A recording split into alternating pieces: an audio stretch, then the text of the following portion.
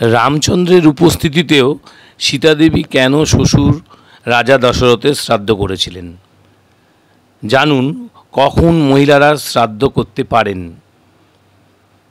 Pitrupaksha 17 September 2024 থেকে শুরু হচ্ছে এবং 2রা অক্টোবর 2024 পর্যন্ত চলবে। এই সময় মানুষ তাদের পূর্বপুরুষদের জন্য শ্রাদ্ধ, তর্পণ এবং পিণ্ডদান করেন। রামায়ণ যুগে পিণ্ডদান করা হতো। সাধারণত পরিবারের বড় ছেলে পূর্বপুরুষদের আত্মার শান্তির জন্যে এই আনুষ্ঠানিকতা পালন করেন। রামায়ণকালে রাজা দশরথ পুত্রহীনতার দুঃখে মৃত্যুবরণ করলে তার বনবাসে থাকা বড় ছেলে ভগবান রাম, লক্ষ্মণ এবং পুত্রবধূ সীতা এই পিণ্ডদান অনুষ্ঠানে অংশগ্রহণ করেছিলেন।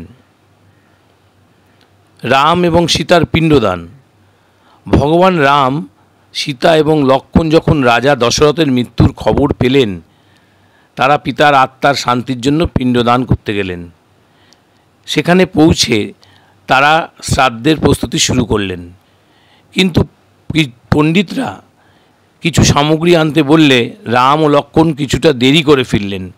এই সময় শ্রাদ্ধের সময় দ্রুত ফুরিয়ে আসছিল, তাই সীতা পলাশ নদী, বটগাছ, কেতকী ফুল এবং গরুকে সাক্ষী রেখে বালি দিয়ে একটি পিণ্ড তৈরি করে শ্বশুর রাজা দশরথের পিণ্ড দান করলেন। সীতার এই পিণ্ডদান রাজা দশরথের আত্মার শান্তি এনে দেয় এবং তাকে মুক্তি লাভ করে। একটি প্রমাণ করে যে শাস্ত্র অনুযায়ী মহিলারাও পিণ্ডদান এবং শ্রাদ্ধ করতে পারেন। কোন পরিস্থিতিতে মহিলারা শ্রাদ্ধ করতে পারেন? গরুর পুরাণে পিতৃপক্ষে কীভাবে পূর্বপুরুষদের জন্য শ্রাদ্ধ, তর্পণ, পিণ্ডদান ইত্যাদি আনুষ্ঠানিকতা করতে হয় তার বর্ণনা দেয়া হয়েছে।